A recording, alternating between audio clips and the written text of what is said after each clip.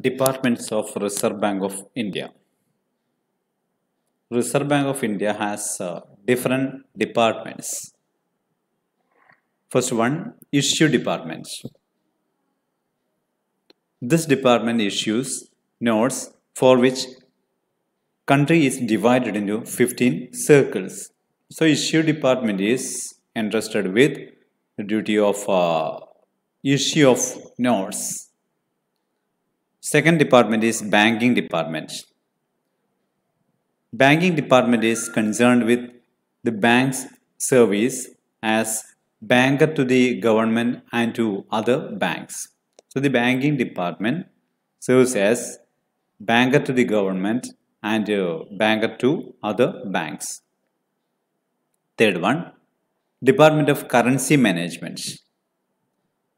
The functions of this department are to forecast the long-term requirements of currency in the country and to allocate the currency to various branches of the issue departments.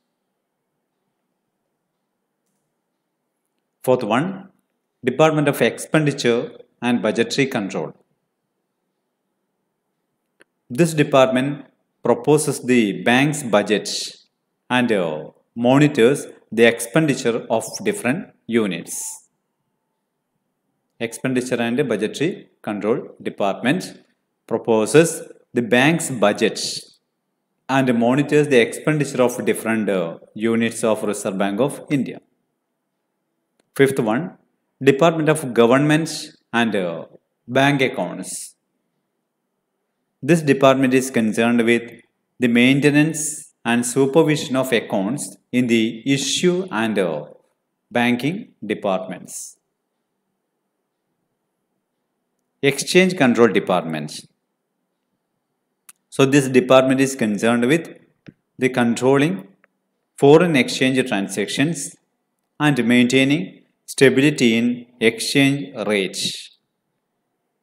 So Exchange Control Department is concerned with controlling the foreign exchange transactions of our nation and maintaining stability in exchange rates. Seventh one, Department of Banking Operations and Development.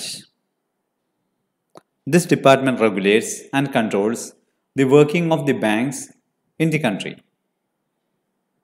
It grants licenses for opening new banks and new branches.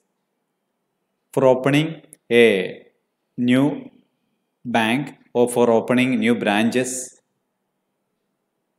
the permission of RBI is required. So the Department of Banking Operations and Development grants licenses for opening new banks and new branches. Next one, Industrial Finance Department. This department provides financial help to small and medium scale industries of the country. Ninth one, Rural Planning and Credit Department. This department is concerned with issues like credit plans, lead bank schemes, provisions of expert advice, etc. 10th one, Agricultural Credit Department. This department deals with the problems of agricultural credit and provides rural credit facilities to state governments and state cooperatives. 11th one, Department of Non-Banking Companies. The function of this department is to control and regulate non-banking financial institutions. Legal Department. This department gives advice to other departments on legal matters. Next one, Inspection Department. Inspection Department undertakes inspection of various offices of commercial banks. Next one, Department of Research and Statistics. The main function of this department is to conduct research on problems related to money, credit, finance, etc., to collect important statistics and publish these statistics. And last one, Department of Administration and Personnel.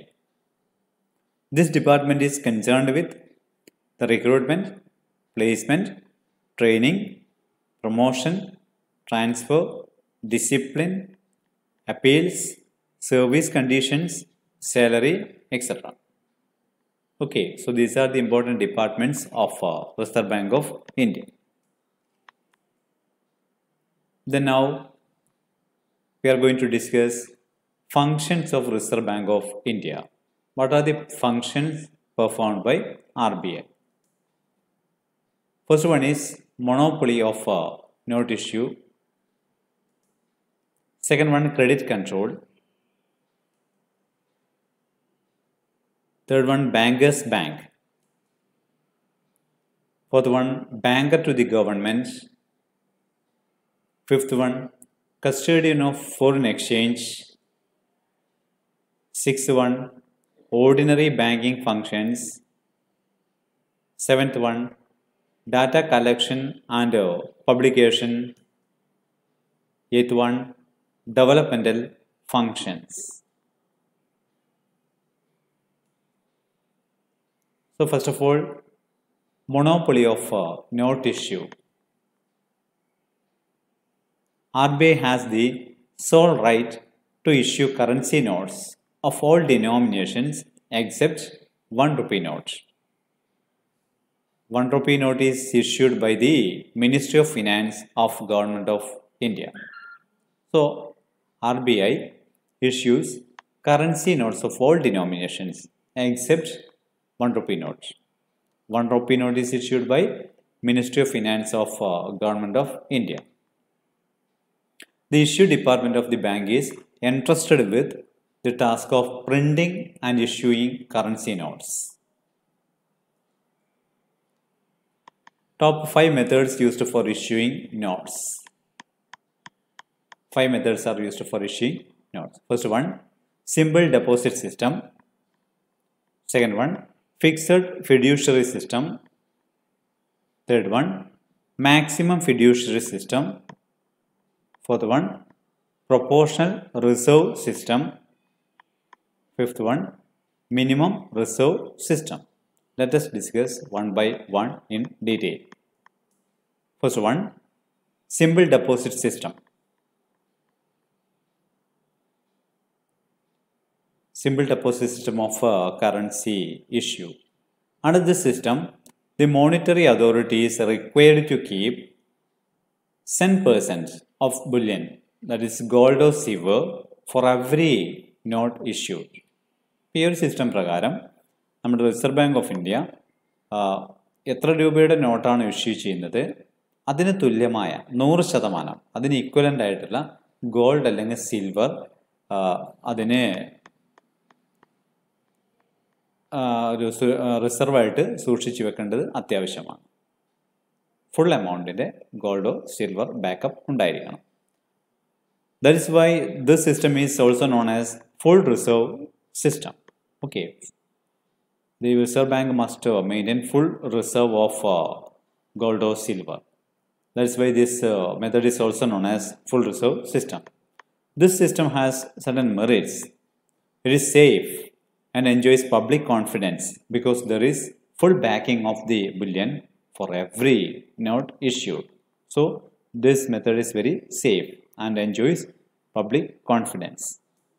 Second method is fixed fiduciary system.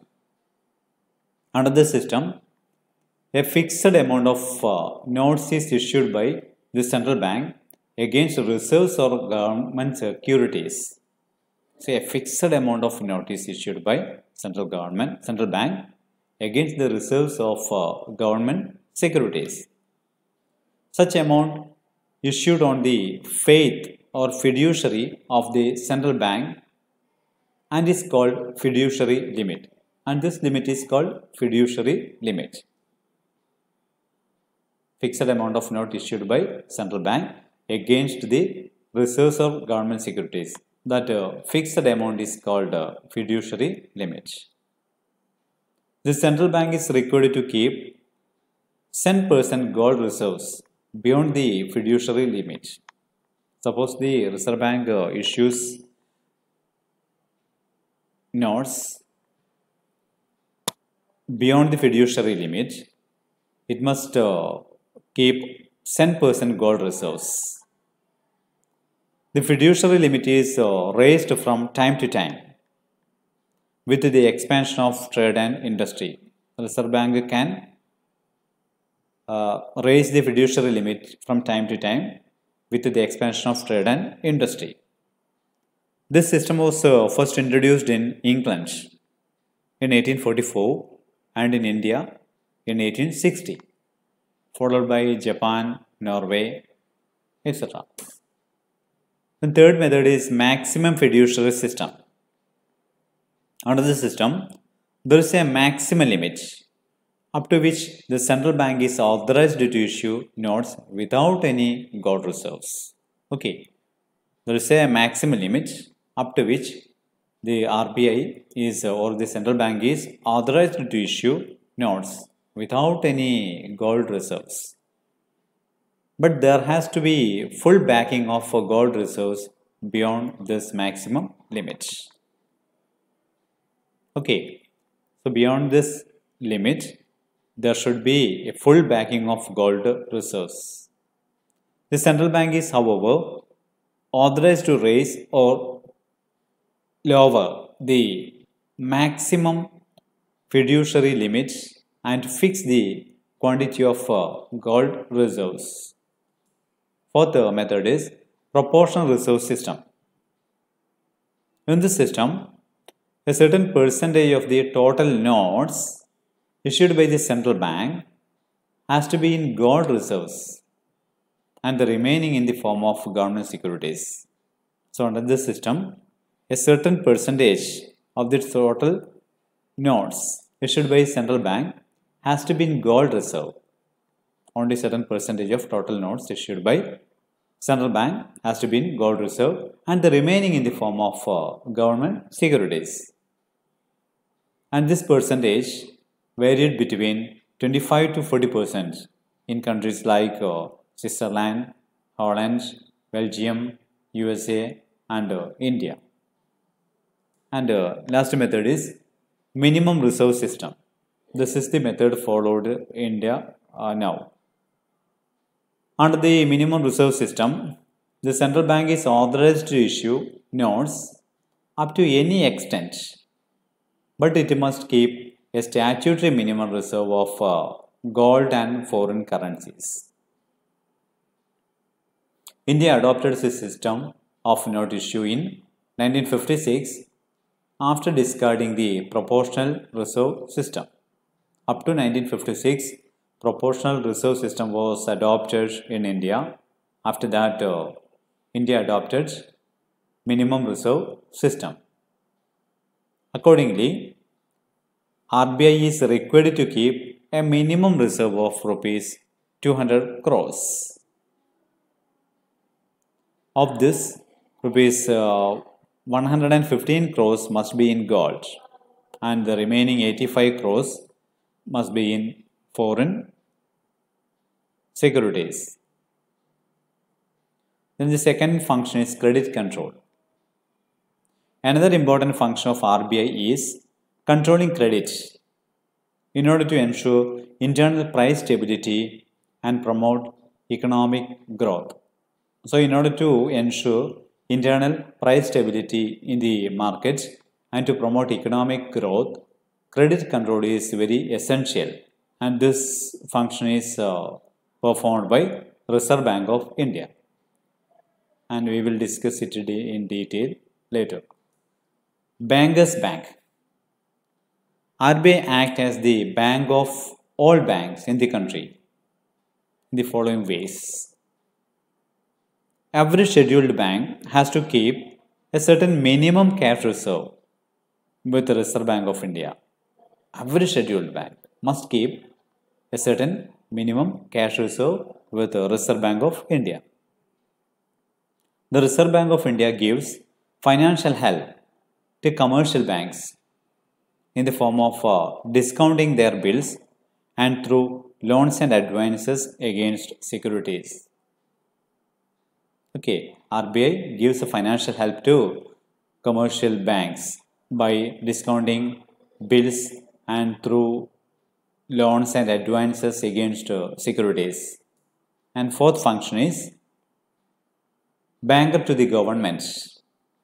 The Reserve Bank of India acts as the banker to the central governments. It maintains and operates government deposits, receives and collects payments to the government, makes payments on behalf of the government, and advises government on financial matters. Fifth function, custodian of foreign exchange. The Reserve Bank of India is the custodian of foreign exchange reserves. Reserve Bank of India buys and sells foreign currencies in order to attain exchange stability. Okay, Reserve Bank of India buys as well as sells foreign currencies for what purpose? In order to maintain exchange stability. It fixes the buying and selling rates of foreign currencies. Exchange rates are fixed by Reserve Bank of India. Next function is ordinary banking functions, like accepting deposits from central government, state governments, and private individuals.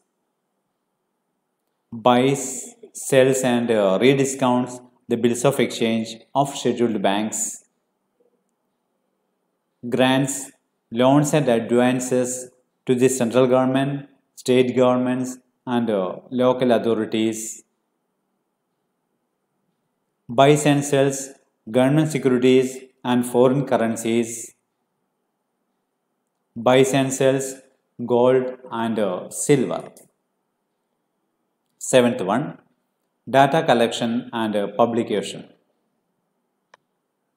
Reserve Bank of India collects data and economic information on the working of commercial banks, foreign exchange transactions, company finance, government finance, etc. and publish the data in the monthly bulletin issued by it. So, Reserve Bank of India collects economic data and published the data in the monthly bulletin issued by it. Eighth one, developmental functions. Reserve Bank of India also performs certain developmental and promotional functions. First one, for the promotion of industrial finance. Second one, promotion of finance for exports. Third one, promotion of agricultural finance. Next one, strengthening banking structure in the country. Next one, development of bill markets. And last one, framing suitable monetary policy for the country. Okay, thank you.